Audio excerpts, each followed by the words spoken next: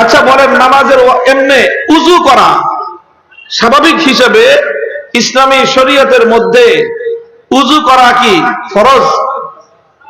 কেউ বলতে পারবে যে উযু করা ফরজ? উযু করা কিন্তু কি না, ফরজ না। উযু করা ফরজ না। এখন ধরে নেন আপনি মাগরিবের ওয়াক্তে আছেন, মাগরিবের নামাজের সময় আছে আর মাত্র 5 মিনিট। কয় মিনিট? আপনার উযু নাই, আপনার কি নাই? এখন সময় আছে কয় মিনিট?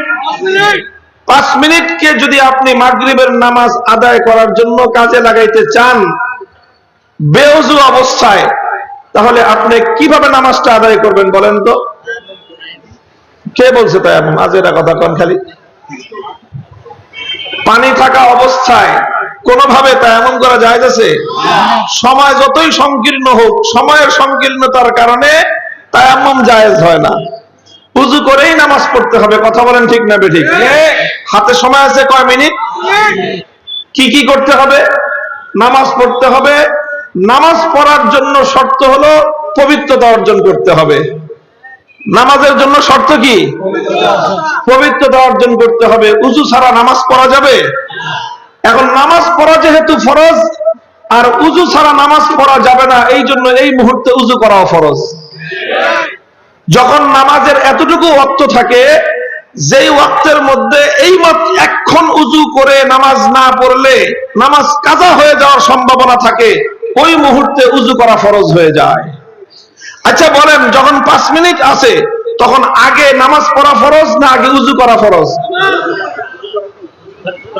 কয় বলে আগে বলে নামাজ পড়া ফরজ। আগে নামাজ পড়ে তারপরে উযু করবে নাকি? আগে টয়লেট সেরে তারপরে পানি খরচ করবে? হ্যাঁ, আগে উযু করবে না আগে নামাজ পড়বে? কথা বলেন। তাহলে আগে নামাজ ফরজ হলো না আগে উযু ফরজ? আগে উযু ফরজ। এবং এই উযুর উপর নামাজটা ডিপেন্ডেন্ট। উযুর উপর নামাজ নির্ভর করতেছে। আপনি যদি এখন উযু না করেন নামাজ সহিহ হবে না। এই মুহূর্তে যদি আপনি উযু না করেন নামাজ কাজা হয়ে যাবে। এই জন্য এই মুহূর্তে নামাজ পড়ার চেয়েও বড় ফরজ হলো উযু করা।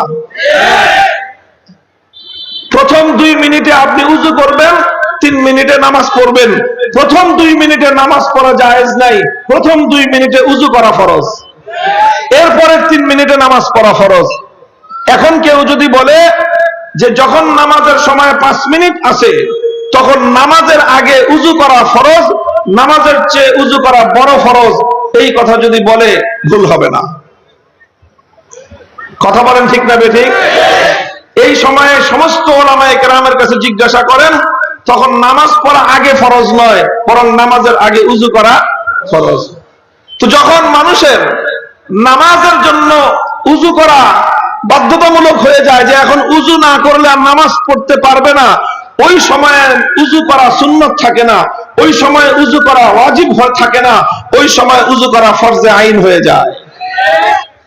ঠিক তদ্রূপ যখন আল্লাহর দ্বীনের গুরুত্বপূর্ণ বিধানগুলো পালন করা রাষ্ট্রীয়ভাবে ইসলাম প্রতিষ্ঠার উপর নির্ভরশীল হয়ে যায়, ইসলাম রাষ্ট্রীয়ভাবে প্রতিষ্ঠিত না হলে, খেলাফত প্রতিষ্ঠিত না হলে যদি ইসলাম পরিপূর্ণভাবে পালন না করা যায়, তখন সর্বাগ্রে রাষ্ট্রে ইসলাম প্রতিষ্ঠা করা ফরজ হয়ে দাঁড়ায়।